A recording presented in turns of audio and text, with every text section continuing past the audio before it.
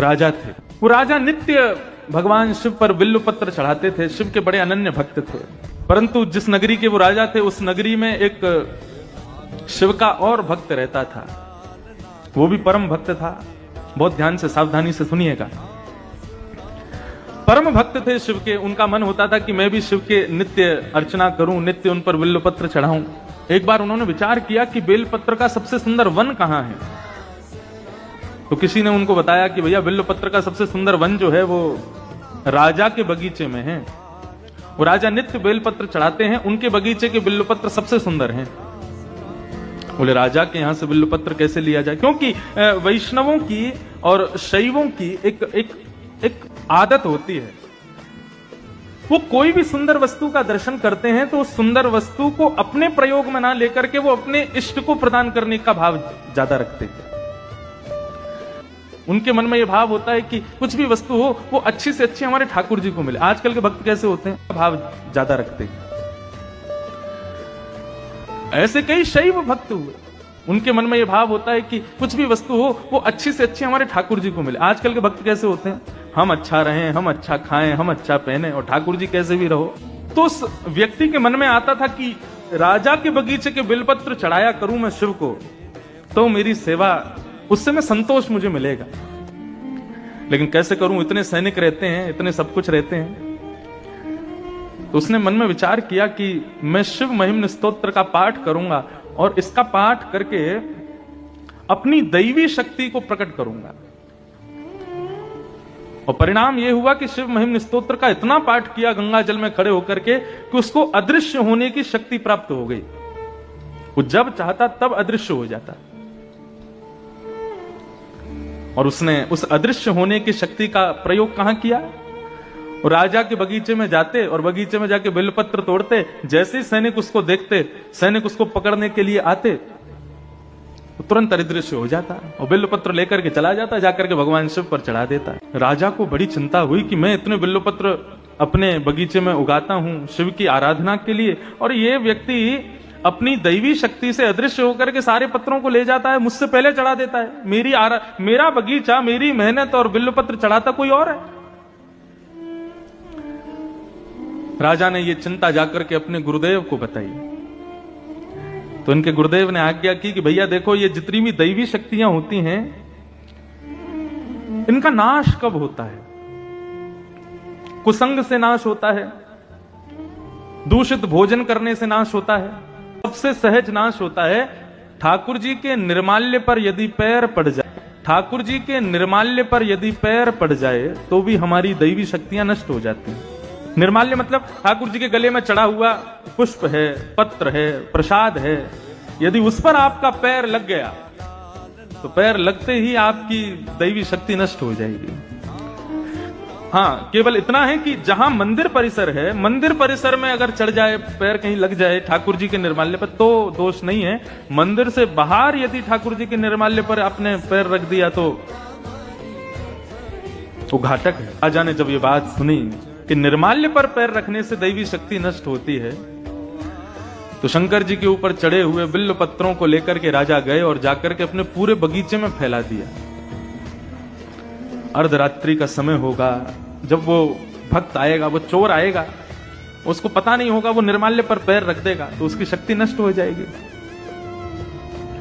अर्धरात्रि का समय, नित्य की सेवा के लिए, बिल्व पत्र तोड़ने के लिए जैसे ही बगीचे में उसने प्रवेश किया, उसको पता नहीं था, शिव पर चढ़े हुए निर्माल्य पर जैसे ही चरण रखा, उसकी अदृश्य होने की शक्ति नष्ट हो गई।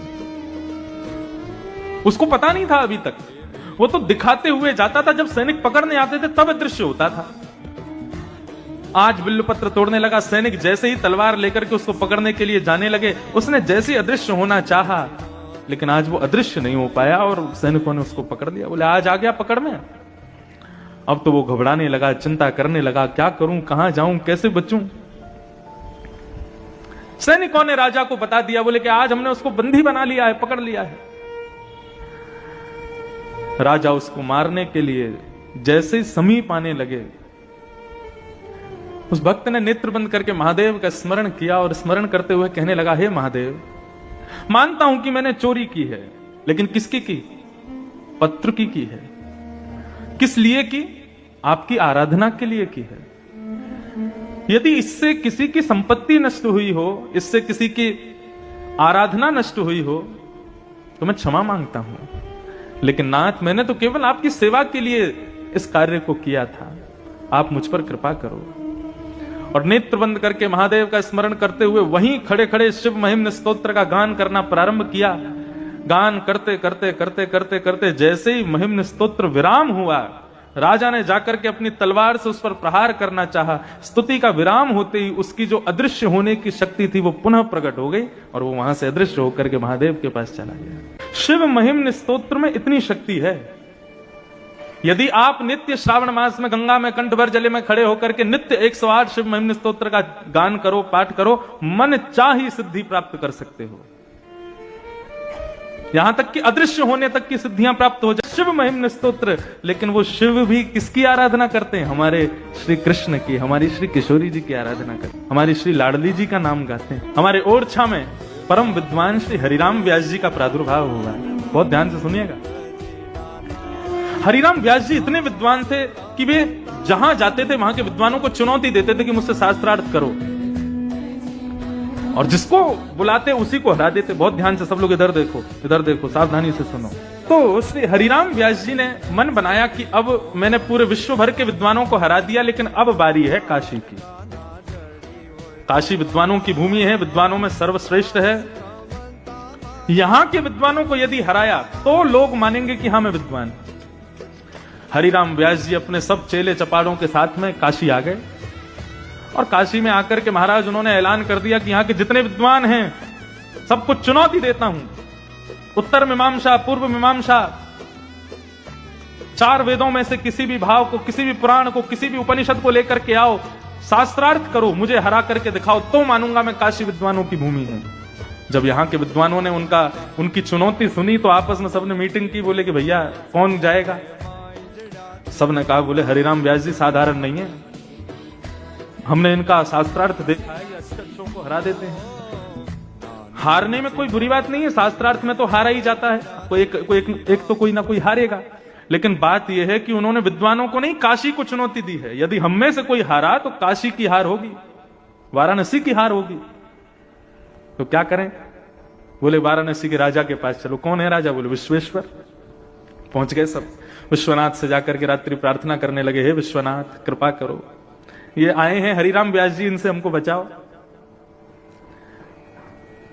सब ब्राह्मणों ने जाकर के प्रार्थना की। ब्राह्मण तो प्रार्थना करके चले गए, लेकिन आधी रात में शंकर जी हो चाहे हमारे कन्हैया हो, ब्राह्मणों को दुखी नहीं देख सकते।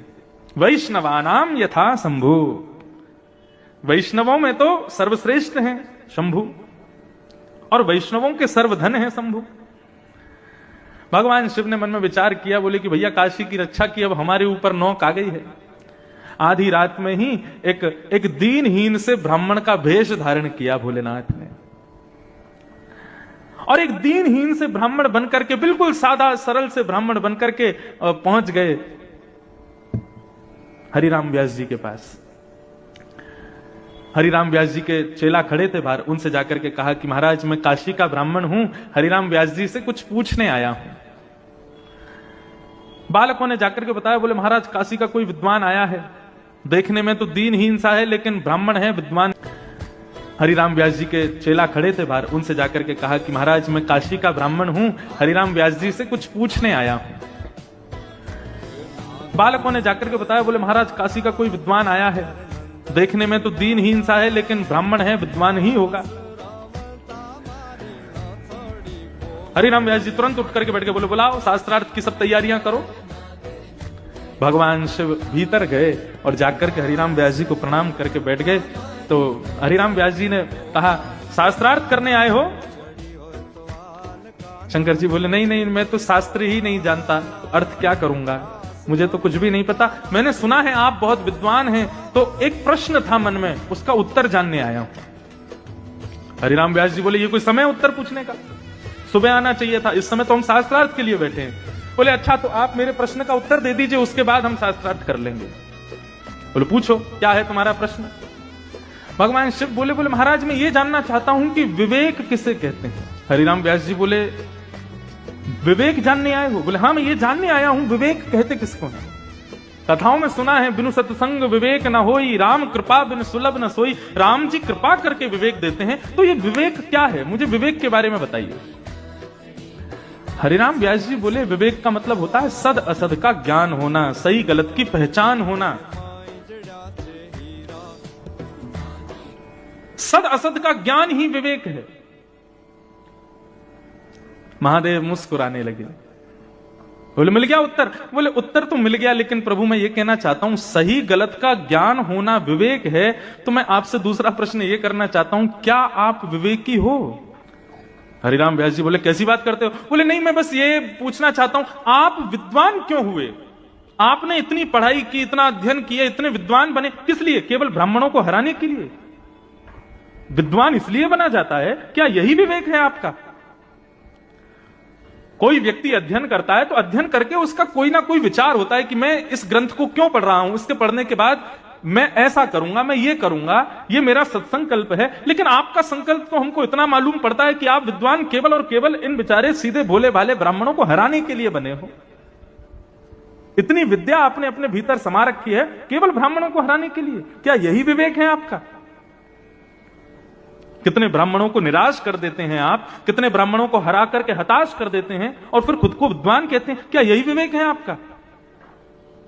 हरिराम व्यास, इतनी विद्या आपने अपने भीतर समा रखी है केवल ब्राह्मणों को हराने के लिए। क्या यही विवेक है आपका?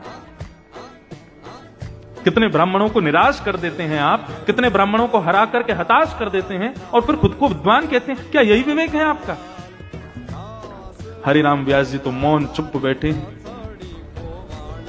चेलाओं से कहा बाहर जाओ, गेट बंद करो। बाहर चले गए, गेट बंद कर दिया। हरिराम व्यास जी अपने आसन से उतरे और पैर पकड़ के बोले तुम ब्राह्मण नहीं हो, कौन हो? जल्दी बताओ। आप साधारण नहीं हैं, आप कौन हैं? रूप बदल करके आए हैं। इतना विद्वान तो मैं हूं कि मुझे पहचान है कि सामने बैठा व्यक्ति कौन है। आपके शब्द, आपके नेत्र मुझे अपनी ओर आकर्षित कर रहे हैं। आप साधारण नहीं हैं, कौन हैं? प्रकट हो जाइए। इतने में देवादिदेव महादेव श्री विश्वनाथ भगवान प्रकट हो गए। जैसे ही दर्शन किया है, हरिराम व्यास जी रुदन करने लगे, पूरा शरीर कंपायमान हो गया, चरणों में गिर गए, क्षमा मांगने लगे। बोले नाथ मुझे क्षमा कर दो। भोलेनाथ ने अपने हृदय से लगाया। बोले हरिराम व्यास तुम साधारण नहीं हो, तुम बहुत विद्वान हो, लेकिन तुमको विद्वत्ता इसलिए प्राप्त नहीं हुई कि तुम ब्राह्मणों को हराओ। अरे तुम तो हमारे कुंज बिहारी के, हमारी श्री किशोरी जी की नित्य सखी हो, नित्य सहचरी हो। तुम विशाखा का अवतार हो। तुम्हारे लिए यह काम नहीं है कि तुम जा करके और विद्वानों को हराओ। ये काशी तुम्हारे लिए नहीं है। हरिराम व्यास जी बोले तो मैं क्या करूं, आज्ञा करो। बोले अभी इसी वक्त वृंदावन चले जाओ और श्रीधाम वृंदावन में जाकर के सदा सर्वदा के लिए किशोरी जी के चरणाश्रित हो जाओ। ये काशी तुम्हारे लिए नहीं है। और उसी समय हरिराम व्यास जी अपनी सारी पोथियों को गंगा जी में प्रवाहित करके, बैलगाड़ी भर के पोथियां लेके चलते थे वो, सबको गंगा जी में प्रवाहित किया और गंगा जी को प्रणाम किया, विश्वनाथ को प्रणाम किया और काशी से सीधे वृंदावन चले गए। और वृंदावन में जाकर के वृंदावन के कुंज हमारे मात पिता गुरु बंधु, वृंदावन के लता वृक्ष बल्लरियों को ही अपना भाई बंधु परिवार सखा ये सब के रूप में स्वीकार कर लिया। और तब श्री हरिराम व्यास जी ने एक पद गाया, किशोरी तेरे चरणन की रज पाऊं, किशोरी तोरे चरण